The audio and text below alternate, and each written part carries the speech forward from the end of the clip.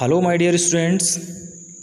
Once again, I am Asad Hussain Khan, your SSC teacher, with a new chapter in history, chapter 6 Social, Economic, and Cultural Impact of the British Rule. My dear children, if you have not subscribed our YouTube channel till now, please subscribe our channel and also press bell icon for the latest updates.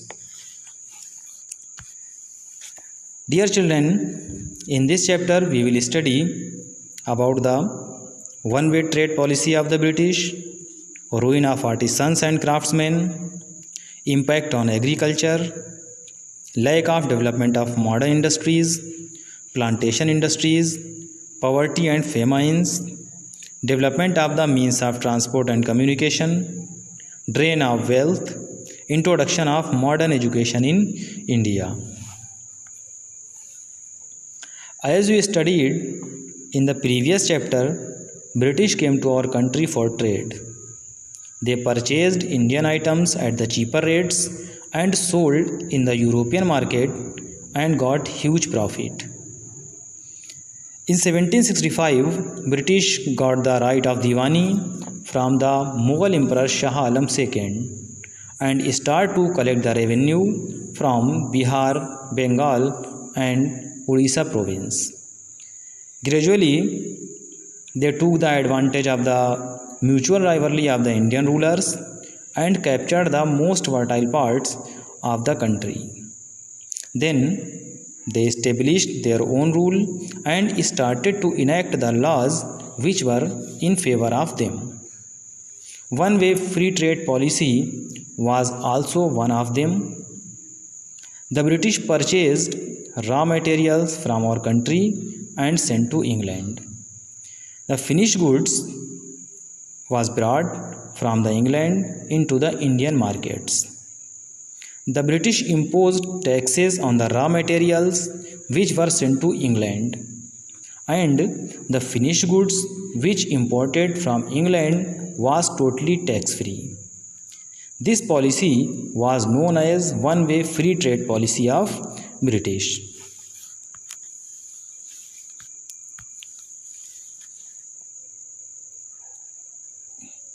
The machine-made goods which came from England, it was free from custom duty, so it was available at the cheaper rate in the Indian market. And handmade items were more costly than the machine-made goods. So, the people preferred to purchase the items which were cheaply available in the market.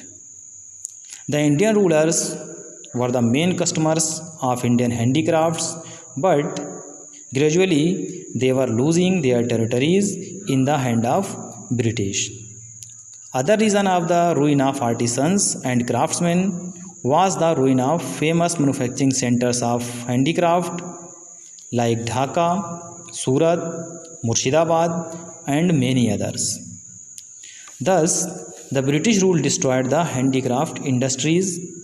As a result, more and more people started depending on agriculture. This increased pressure on agriculture.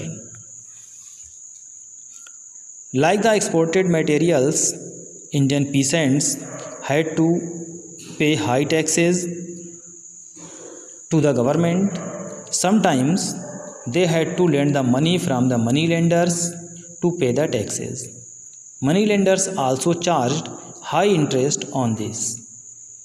Peasants were dependent on the traditional sources of agriculture. The zamindars also were not interested to improve the agriculture production. Most of them were interested only in collecting the revenue. The British also took no interest in improving and modernizing agriculture. Most of the modern industries owned by the British capitalists, they were interested in investment in India because cheaper labors and raw materials were easily available here. British capitalists in India got desired bank loans and railway freight charges. Indian capitalists had to take loans at high rates of interest. They also had to pay higher railway freight charges as compared to the British.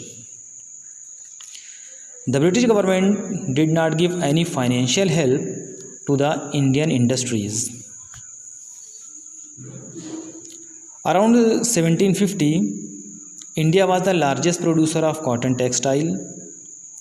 Indian textiles were sold in Southeast Asia, West and Central Asia. But with the beginning of Industrial Revolution in England, wool and silk manufacturers of England began protesting against the import of Indian cotton textile. Heavy duty was also imposed on Indian textile, while British made cotton textile entered in India without paying any custom duty. They started dominating not only the Indian markets but also those in Africa, America and Europe. The Indian weavers were hit hard. Many of them became agricultural laborers. Many had to go out of India to work in plantations in Africa and South America. India's economic backwardness was totally man-made. Bad economic policies of the British was the responsible for India's poverty. The average life expectancy of an Indian during 1930s was only 32 years. British also took some important steps to eradicate the social evils. Sati was an old funeral custom in which the widow was immolated alive on her husband's funeral pyre.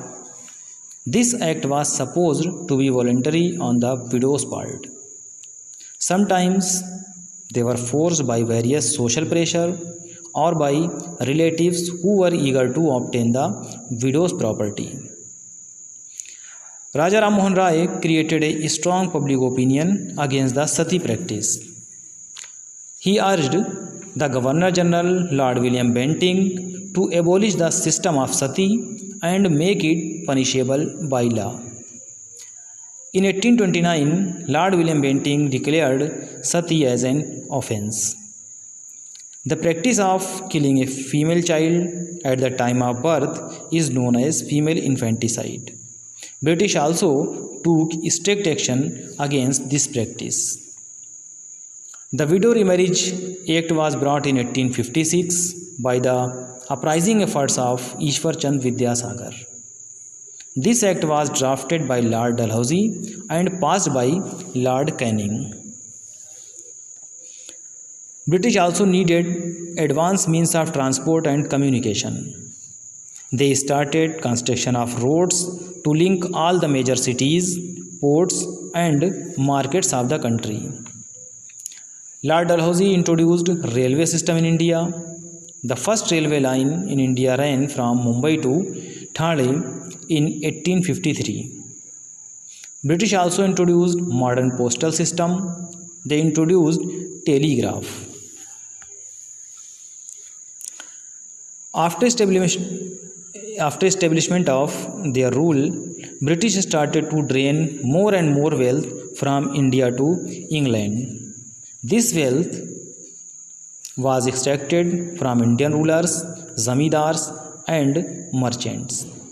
India's resources were used to raise army, which was used to conquer India and to fight emerging powers outside India. This army was used in the World Wars too. British also exploited the military resources of India. On the other hand, British also needed some educated Indians who could help them in administration. The first major step towards giving modern education in India started in 1835. When British decided to introduce the Western education through the medium of English language. But they did not take up education for masses. It was not for all. Education was quite costly, so it was available only to the upper classes who lived in the cities. Western education also gave the educated Indians a common language for communication. English became the medium of communication between Western educated Indians who came from the different parts of the country.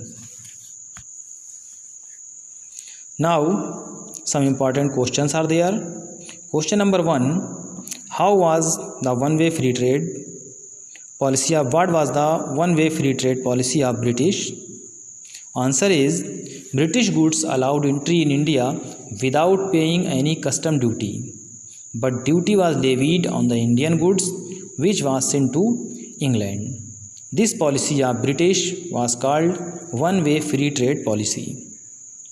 Question number 2. How did the Indian handicraft industries collapse? Answer is the Indian handicraft industries collapsed due to competition with British machine-made goods. Question number 3.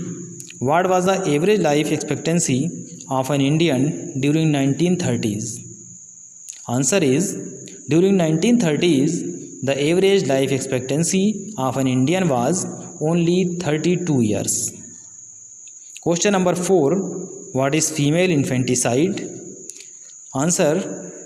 Killing a female child at the time of birth is called female infanticide.